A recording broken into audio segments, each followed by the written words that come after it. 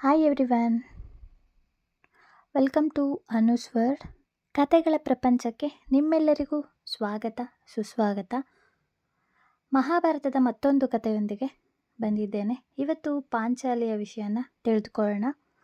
ಪಾಂಡವರಿಗೆ ಎಷ್ಟು ಜನ ಹೆಂಡತಿಯರಿದ್ದಾರೆ ಅಂತ ನೋಡೋಣ.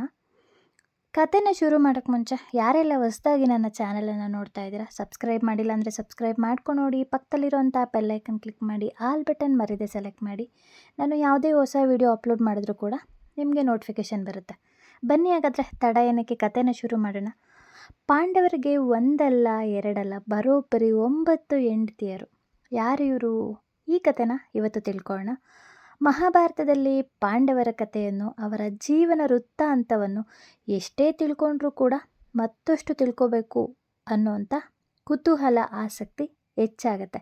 ಹೆಚ್ಚಿನವರು ತಿಳ್ಕೊಂಡಿರೋ ಪ್ರಕಾರ ಪಾಂಡವರಿಗೆ ದ್ರೌಪದಿ ಒಬ್ಬಳೇ ಪತ್ನಿ ಅಂತ ತಿಳ್ಕೊಂಡಿದ್ದಾರೆ. ಖಂಡಿತ ಇದು ತಪ್ಪು. ಪಾಂಡವರಿಗೆ ದ್ರೌಪದಿಯನ್ನು ಸೇರಿ 9 ಜನ ಹೆಂಡತಿಯರಿದ್ದರು. ಈ 9 ಜನ ಹೆಂಡತಿಯರು ಯಾರು ಅಂತ ನೋಡೋಣ. ಮಹಾಭಾರತ ಯುದ್ಧದಲ್ಲಿ ಒಂದೆಡೆ ಪಾಂಡವರಾದರೆ ಇನ್ನೊಂದೆಡೆ ಕೌರವರಿದ್ದರು. ಪಾಂಡವರ ಜೀವನದ ಕುರಿತು ನಾವು ಮಾತಾಡೋದಾದರೆ, ಪಾಂಡವ ಮತ್ತು ಕುಂತಿ ಹಾಗೂ ಮಾದ್ರಿಯ ಮಕ್ಕಳು. ಪಾಂಡವರೆಂದರೆ 5 ಜನ.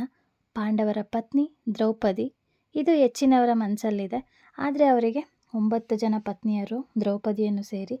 ಇದನ್ನು ಕೇಳಿದಾಗ ನಿಮಗೆ ಆಶ್ಚರ್ಯ ಆಗ್ಬೋದು ಅಲ್ವಾ? ಪಾಂಡವರ ವಿವಾಹದ ಕಥೆಯು ಮಹಾಭಾರತದ ಒಂದು ಪ್ರಮುಖವಾದಂತಹ ಭಾಗ ಆಗಿದೆ. ಪಾಂಡವರು ದ್ರೌಪದಿಯನ್ನು ವಿವಾಹವಾಗ್ತಾರೆ ಮತ್ತು ಅವಳೊಂದಿಗೆ ಬಹುಪತ್ನಿತ್ವ ಸಂಬಂಧವನ್ನು ಹೊಂದ್ತಾರೆ. ದ್ರೌಪದಿ 5 ಪಾಂಡವರಿಗೂ ಪತ್ನಿಯಾಗಿರ್ತಾಳೆ ಮತ್ತು ಅವಳಿಂದ 5 ಜನ ಮಕ್ಕಳು ಕೂಡ ಜನಿಸಿರ್ತಾರೆ.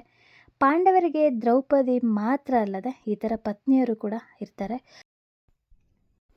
ದ್ರೌಪದಿ ಸ್ವಯಂವರದಲ್ಲಿ ಅರ್ಜುನನು ಮೀನಿನ ಕಣ್ಣನ್ನು ಭೇದಿಸಿ ಅವಳನ್ನು ಗೆದ್ದಿರ್ತಾರೆ. ಹೀಗಾಗಿ 5 ಪಾಂಡವರ ಪತ್ನಿ ಆಗ್ತಾಳೆ.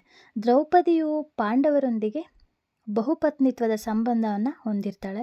ಅಂದರೆ ಅವಳು 5 ಜನದ ಗಂಡಂದರಿಗೆ ಹೆಂಡತಿಯಾಗಿರ್ತಾಳೆ.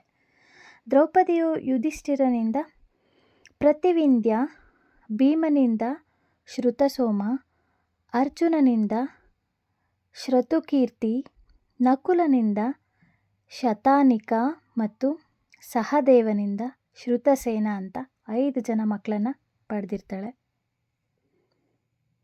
ಯುಧಿಷ್ಠಿರನು ದ್ರೌಪದಿಯನ್ನು ಮದುವೆ ಆಗೋದರ ಜೊತೆಗೆ ದೇವಿಕಾ ಎಂಬುವರನ್ನು ಕೂಡ ಮದುವೆ ಆಗಿರ್ತಾನೆ. ಇದರ ಬಗ್ಗೆ ತಿಳ್ಕೊಳ್ಳೋಣ ಬನ್ನಿ. ಪಾಂಡವರ ವಿವಾಹಗಳು ಭಾರತೀಯ ಸಂಸ್ಕೃತಿಯಲ್ಲಿ ಬಹುಪತ್ನಿತ್ವದ ಒಂದು ಉದಾಹರಣೆ ಕೂಡ ಆಗಿದೆ. ಪಾಂಡವರಲ್ಲಿ ಅರ್ಜುನ, ಯುಧಿಷ್ಠಿರ, ಭೀಮ, ನಕುಲ ಮತ್ತು ಸಹದೇವ ಹೀಗೆ 5 ಜನ ಸಹೋದರರು. ಈ 5 ಜನಕ್ಕೂ ದ್ರೌಪದಿ ಪತ್ನಿಯಾಗಿರ್ತಾಳೆ. 5 ಜನರಲ್ಲಿ ಯುಧಿಷ್ಠಿರ ದ್ರೌಪದಿಯನ್ನು ವಿವಾಹವಾಗಿರೋದು ಮಾತ್ರ ಅಲ್ಲದೆ ದೇವಿಕಾ ಎಂಬಾಕೆಯನ್ನು ಮದುವೆಯಾಗಿರ್ತಾರೆ. ದೇವಿಕಾ ರಾಜಕುಮಾರಿಯಾಗಿದ್ದು ಈಕೆ ರಾಜ ಗೋವಾಸನನ ಮುದ್ದಿನ ಮಗಳಾಗಿರ್ತಾರೆ. ಭೀಮ ಹಿಡಿಂಬೆ ಎನ್ನುವ ಹೆಂಡತಿಯನ್ನು ಹೊಂದಿರ್ತಾರೆ. ಈಕೆ ರಾಕ್ಷಸ ಕುಲಕ್ಕೆ ಸೇರಿದವಳಾಗಿರ್ತಾಳೆ. ಭೀಮ ಮತ್ತು ರಾಕ್ಷಸಿ ಹಿಡಿಂಬೆಯ ಮಗನೇ ಈ ಘಟೋತ್ಕಚ.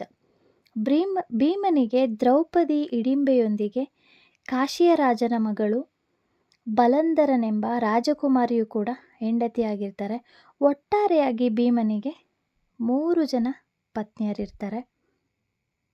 ಅರ್ಜುನನ ಕುರಿತು ಮಾತನಾಡೋದಾದರೆ, ಅರ್ಜುನನಿಗೆ ಉಲೂಪಿ ಎನ್ನುವ ಹೆಂಡತಿ ಇರ್ತಾರೆ.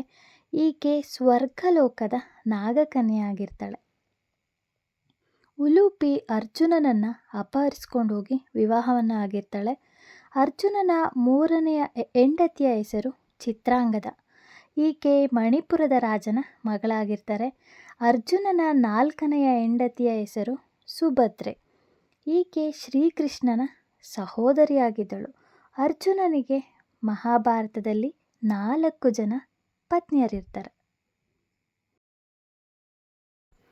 ನಕುಲನು ಶಿಶುಪಾಲನ ಮಗಳಾದಂತಹ ಕರೇಣುಮತಿಯನ್ನು ತನ್ನ 2ನೇ ಹೆಂಡತಿಯಾಗಿ ಮದುವೆ ಆಗಿರ್ತಾರೆ. ಸಹದೇವರು ವಿಜಯ ಎಂಬಾಕೆಯನ್ನು ತನ್ನ ಎರಡನೆಯ ಹೆಂಡತಿಯಾಗಿ ಮದುವೆ ಆಗಿರ್ತಾರೆ. ವಿಜಯ ಎಂಬುವರು ಮಧುರ ರಾಜನ ಮಗಳಾಗಿರ್ತಾರೆ. ಮಹಾಭಾರತದ 5 ಪಾಂಡವರಲ್ಲಿ ಯಾರೂ ಕೂಡ ಒಂದೇ ಹೆಂಡತಿಯನ್ನು ಹೊಂದಿರಲಿಲ್ಲ.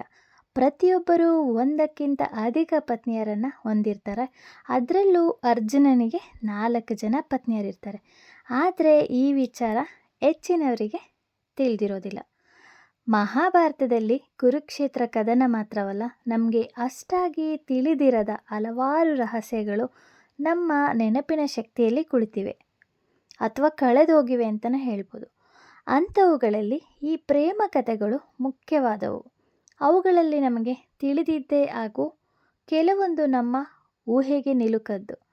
ಕಾರಣ, ಆಧುನಿಕ ಜನಾಂಗದ ನಮಗೆ ಹಳೆಯ ಪುರಾಣ ಕಥೆಗಳೆಂದರೆ ಮಕ್ಕಳು ಓದಬೇಕಾದ ಕಥೆಗಳೆಂದೇ ಬೇರೂರು ಬಿಟ್ಟಿದೆ ಮನಸ್ಸಲ್ಲಿ ಅಲ್ವಾ?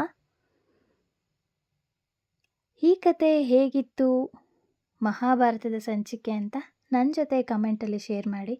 ಮತ್ತೊಂದು ಮಹಾಭಾರತದ ಕಥೆಯೊಂದಿಗೆ ಮುಂದಿನ ಸಂಚಿಕೆಯಲ್ಲಿ ಭೇಟಿಯಾಗೋಣ.